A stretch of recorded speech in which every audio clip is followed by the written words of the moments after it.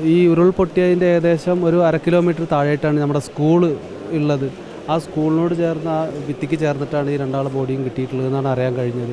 ഞാൻ വൈകിട്ട് വരെ ഏകദേശം അവിടെ ചുരൽമല തന്നെ ഉണ്ടായിരുന്നു. അത് കഴിഞ്ഞ് ഇവിടെ എത്തിയപ്പോഴാണ് ഇവിടുന്ന് വിളി വന്നത്, ഭാസ്കരൻ്റെയും വിജയൻ്റെയും ബോഡി ഏകദേശം കിട്ടിയിട്ടുണ്ടെന്ന് വന്ന് തിരിച്ചറിയണമെന്ന് പറഞ്ഞു.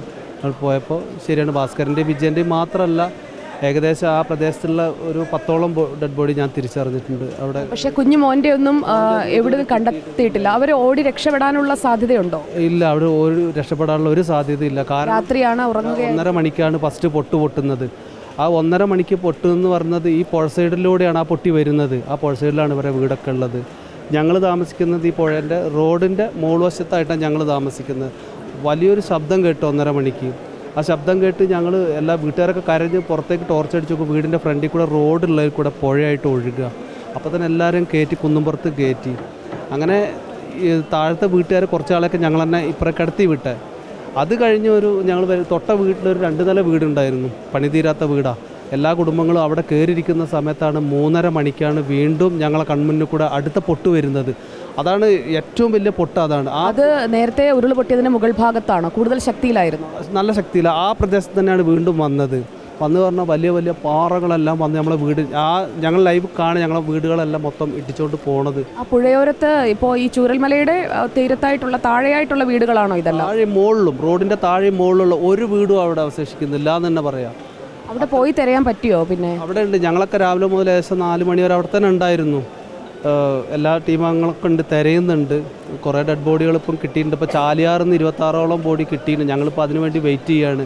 ഞങ്ങളെ കുടുംബങ്ങളിൽ അതിൽ ആരൊക്കെ പെട്ടിട്ടുണ്ട്, കിട്ടിയിട്ടുണ്ടോ എന്നൊക്കെ തിരിച്ചറിയാൻ വേണ്ടി ഞങ്ങൾ ഇവിടെ. എത്ര പേര് അവിടെ പുഴയോരത്ത് ചേട്ടൻ്റെ ഫാമിലിയിലെ പെട്ട എത്ര പേരുണ്ടായിരുന്നു? 10 ആൾ പോയിട്ടുണ്ട്. അതിലൊരു പേര് ഞാൻ പറയാൻ വിട്ടേ, ഈ വിജയൻ ഇപ്പോൾ ഇവിടെ കിടക്കുക. ഭാസ്കരനും ഏട്ടനും അനിയനാണ്.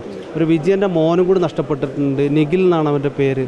അപ്പോൾ അവൻ കോഴിക്കോട് ഐറ്റിയിലൊക്കെ പഠിക്കുന്നതാണ്. ആ മോന് മിസ്സാണ് അവിടുന്ന്. അവൻ്റെ ബോഡി ഒന്നും കിട്ടിയിട്ടില്ല ഇതുവരെ.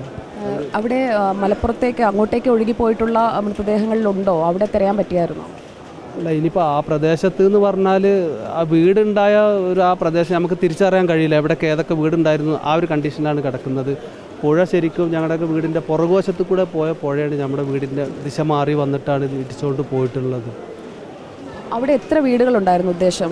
200 ചില്ലാൻ ഞങ്ങൾ താമസിക്കുന്ന ആ പ്രദേശത്ത് തന്നെ 200 ചില്ലാൻ വീടുകളുണ്ട്. ഒരു വീട്ടിലൊരു ശരാശരി 4 പേരെങ്കിലും ഉണ്ടാവും. അതിൽ കുറച്ച് ആളുകളൊക്കെ ഏകദേശം ആ ഫസ്റ്റത്തെ പൊട്ടിൽ തന്നെ. ഇപ്പോൾ എൻ്റെ വീട്ടിൽ നിന്ന് തന്നെ ഞങ്ങൾ 6 ആളുണ്ട്. എൻ്റെ വീട്ടിൽ എൻ്റെ വൈഫ് ഹൗസ് തൊട്ടടുത്താണ്. അവിടെ ഏകദേശം 6-7 ഉണ്ട്, കുഞ്ഞുമക്കളടക്കം. അവരൊക്കെ ഈ ഫസ്റ്റ് പൊട്ടിൽ തന്നെ ഞങ്ങൾ ഇവരൊക്കെ രക്ഷിച്ചു, മുകളിൽ കയറ്റി സേഫ്റ്റി ആക്കി. പക്ഷേ അപ്പുറത്തുള്ള കുടുംബങ്ങളിൽ ഈ ഫസ്റ്റ് വന്ന വെള്ളത്തിൽ പെട്ടവരെന്നെ ഒഴുകി പോകുന്നതനുസരിച്ച് ഓരോരുത്തർ കരക്കടിച്ച് ഞങ്ങൾ കുറേ ആളൊക്കെ രക്ഷപ്പെടുത്തിയിട്ടുണ്ട്. ബാക്കി ആ രണ്ടാമത്തെ പൊട്ടിലാണ് ഇവർ കുറേ കുടുംബങ്ങൾ ഈ വീടിൻ്റെ ടെറസിൻ്റെ മുകളിൽ കയറിയിരുന്നു. ഇനി പൊട്ടൊന്നും ഉണ്ടാവില്ല എന്ന് പറഞ്ഞിട്ട് അതിന് ശേഷം വന്ന പൊട്ടിലൂടെയാണ് ഈ ബാക്കിയുള്ള ആളുകളൊക്കെ 2 നില വീടുകളൊക്കെ ഒലിച്ചു പോയൊരു ഏകദേശം 2 നില വീടുകൾ തന്നെയാണ് അവിടെ ഉണ്ടായിരുന്ന മുഴുവൻ. ഇപ്പോൾ അവിടെ അവരെ തറ പോലും കാണാം. പുഴയോട് തീരത്തോട്ട് ഇറക്കി വെച്ചിരുന്നാണോ അതോ മുകളിലുള്ളത്? മുകളിൽ തന്നെയുള്ളത്. അത് പുഴ കിടക്കുന്നത് ഏകദേശം ഒരു 200 മീറ്റർ പുറകിലായിട്ടാണ് പുഴ കിടക്കുന്നത്. പക്ഷേ ഈ പുഴ വന്നിട്ട് കുത്തി മുകളിലേക്ക് ഒലിച്ചു കരയിലേക്ക് ഒരു 200-300 മീറ്റർ ഉള്ളിലോട്ട് കയറിയിട്ടുണ്ട്. അപ്പോൾ അങ്ങനെ കയറിയെങ്കിൽ മാത്രമേ ഇത്രയും വീടുകൾ അടിച്ചുകൊണ്ട് പോകാൻ കഴിയൂ. അപ്പോൾ ചേട്ടൻ്റെ ഒരു കണക്കനുസരിച്ച് ഒരു 200 വീടെങ്കിലും പോയിട്ടുണ്ട്.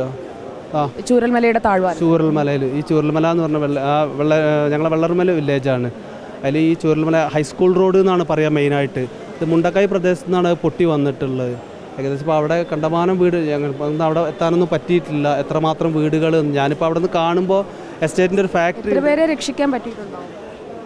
ഏകദേശം ഞങ്ങൾ രക്ഷിക്കുക എന്ന് പറഞ്ഞാൽ ഞങ്ങൾ സ്വയം ആ ഉരുൾപൊട്ടൽ ഫസ്റ്റ് കണ്ട ആ സമയത്ത് ഫ്രണ്ടിലേക്ക് എണിച്ച് നോക്കുന്ന കാണുന്നുണ്ടല്ലോ.